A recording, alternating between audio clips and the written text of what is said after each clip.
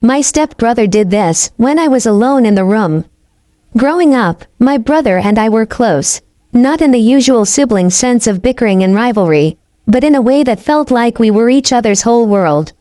With a 4-year age difference, Ethan had always looked out for me. We weren't just siblings, we were best friends, but somewhere along the line, things began to change. It all started one rainy afternoon. My parents had left for the weekend to attend a distant family event. And my younger sister was at a sleepover. Ethan and I were the only ones left in the house. The quietness of it, coupled with the gloomy weather outside, made everything feel different. We sat in the living room watching some mindless TV show. At first, everything felt normal. Just two siblings hanging out. But then, a silence settled between us. The kind of silence where every word feels like it could mean more than it should. I caught him looking at me in a way I hadn't seen before. Like he was studying me, trying to figure something out. "Are you okay?" I asked, hoping to break the tension that had suddenly crept into the room. He turned to me, a small, almost imperceptible smile playing on his lips. "Yeah, I'm fine." Ethan hesitated. "Do you ever feel like things are different between us?" I blinked, not understanding what he meant. "What do you mean, different?" He shrugged, not meeting my eyes. "I don't know. We used to be so close, but lately it feels like... I don't know, like there's something between us." A knot formed in my stomach, but I pushed it away.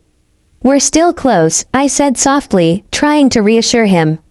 "And maybe myself. We've just grown up, that's all." He didn't respond immediately, and for a moment, the only sound in the room was the soft patter of rain against the windows.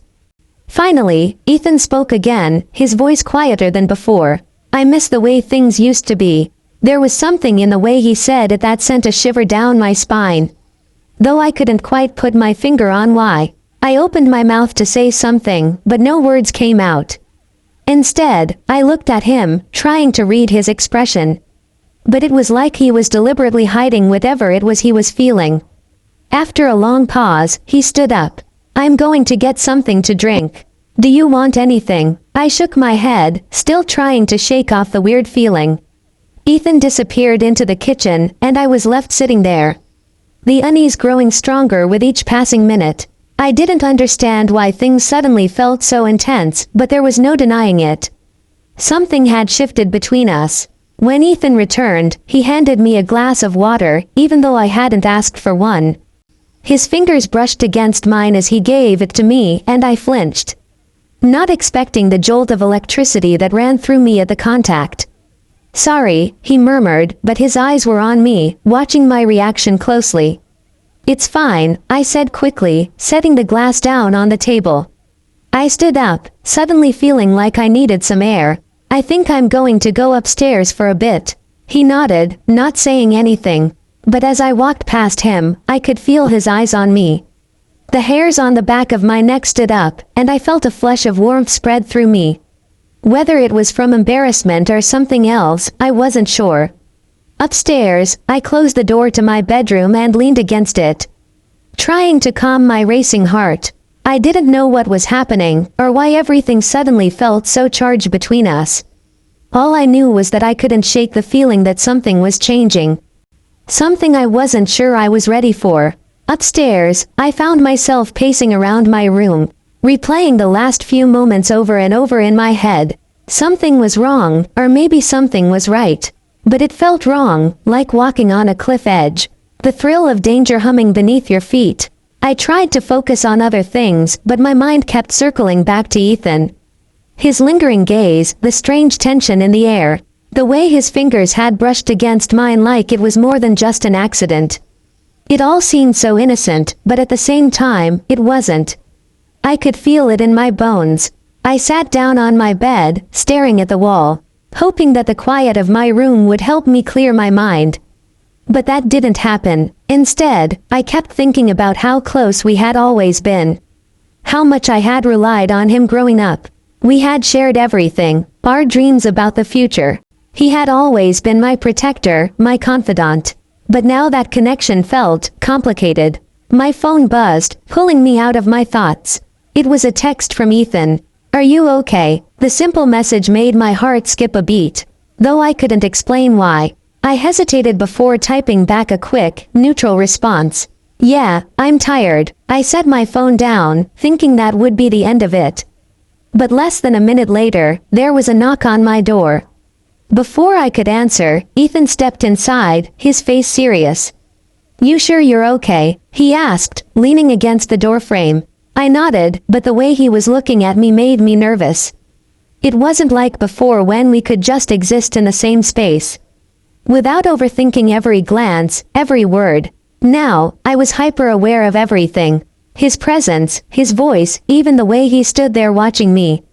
I just needed a break, I said, my voice coming out softer than I intended. Ethan moved closer, sitting down on the edge of my bed. You don't have to be weird around me, you know. I don't want things to change between us. I don't want that either, I whispered, though I wasn't sure if it was the truth. Things were already changing, and there was no denying me. For a long moment, we sat in silence. I could hear the rain still falling outside, the steady rhythm of it somehow amplifying the quiet in the room. I glanced at Ethan, but when our eyes met, something shifted in the air again.